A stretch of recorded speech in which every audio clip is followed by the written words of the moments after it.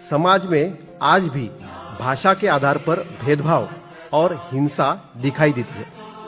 इसे कैसे दूर करना, भ्रष्टाचार को समाज और व्यवस्था से कैसे दूर करें और संघ उसके लिए क्या प्रयास कर रहा है। ऐसा है कि पूरे समाज को देखा जाए जगह जगह पर, मुंबई सहित, तो कि समाज में भाषा के आधार पर भेदभाव है ऐसा नहीं। ये तरह तरह की बातें उभाड़ी जाती है तब कुछ लोगों से हो जाता है, लेकिन सब मराठी लोग तलवार लेके बाहर आए और सब अन्य भाषी लोग भाले लेके बाहर आए, ऐसा नहीं है। ये सब चल रहा था तब भी अपने आपस में व्यवहार चले गए थे, दोस्ती चल रही थी। तो एक लोकलाइज बीमारी है, उसको सार्वजनिक नहीं करना, ऐसा नहीं मानना कि वो फैले, वो नहीं फैले इसकी चिंता करना। होता है, इतना बड़ा समाज है, हर एक आदमी के बिहेवियर की गारंटी कोई नहीं ले सकता, और बातों को उबाड़ने वाली शक्तियां हैं, वो अपना काम करती है। राजनीति चलती है तो उसमें स्वार्थ के कारण भी ये बातें होती है, हो जाती है, उसको फैलने नहीं देना, उसके जख्म नहीं होने देना, हुए तो मरहम पट्टी करना, जल्दी से जल्दी उसको मिटा देना। और बाकी समाज ने ध्यान में रखना कि ये बातें फैले नहीं, लोकलाइज रहे, जहां है वहां जिनकी है उनकी, उनके तक सीमित रहे, ये आम बात न बन जाए। इसके लिए हम सब लोगों ने मिलते रहना चाहिए, भाषा भाषी लोगों के घर में जाना चाहिए, उनको अपने घर में बुलाना चाहिए, सुख दुख में भागदौड़ करनी चाहिए। और ऐसा जब होता है तो हमको भारत की एकता के पक्ष में पक्का होकर खड़ा रहना चाहिए।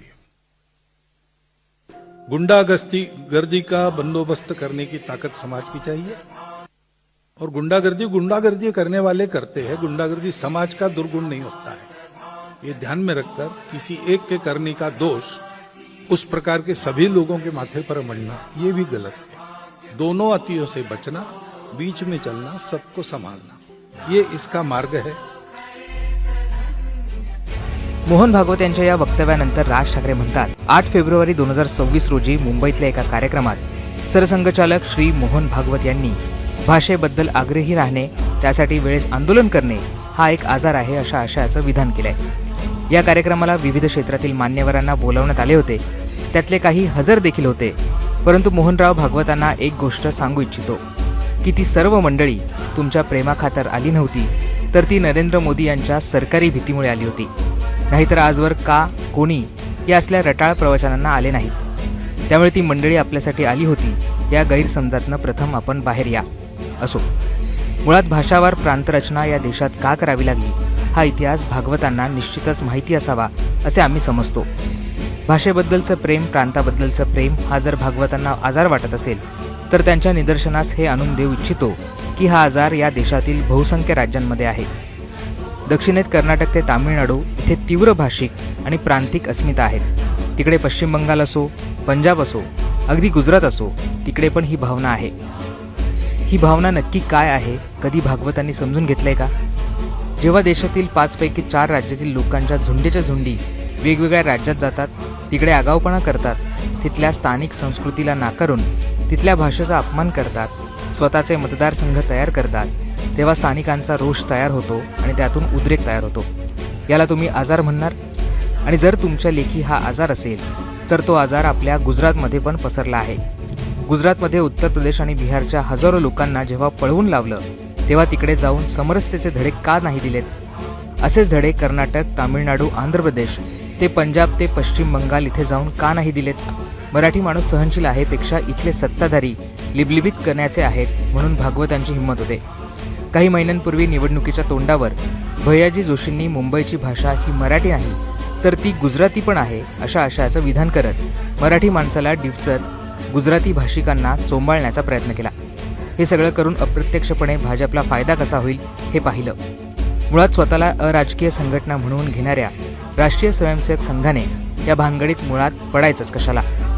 संघाच्या कामाबद्दल आमच्या मनात आदर आहे, पण म्हणून अप्रत्यक्ष राजकीय भूमिका घेण्याच्या भानगडीत पडू नये। आणि पडायचं असेल तर देशभरात हिंदी, जी मुळात राष्ट्रभाषा नाहीये, लादणाऱ्या सरकारचे कान उपटून दाखवा आणि मग आम्हाला समरसतेच्या गोष्टी शिकवा आणि यात हिंदुत्व आणून आम्हाला ज्ञानामृत पाजण्याचा प्रयत्न करू नका. मी अनेकदा सांगितलंय की ज्या वेळेस हिंदूंवर हल्ला होईल तेव्हा आम्ही हिंदू म्हणून आमच्याकडून जे काही करणं शक्य होईल ते आम्ही करूच. रजा अकादमीच्या दंगलीविरोधात मोर्चा काढणारा आणि मशिदींवरील भोंग्याच्या विरोधात आंदोलन करणारा, तसेच हिंदू सणांच्या वेळी मोठमोठ्याने लाऊडस्पीकर लावणे आणि मोठमोठ्याने डीजे लावून नागरिकांना त्रास होत असताना त्याविरोधात भूमिका घेणारा महाराष्ट्र नवनिर्माण सेना हाच पक्ष होता. जे चूक ते चूकच हे आम्ही ठासून बोलतो. तसं मोहनराव आपण कधी बोलणार?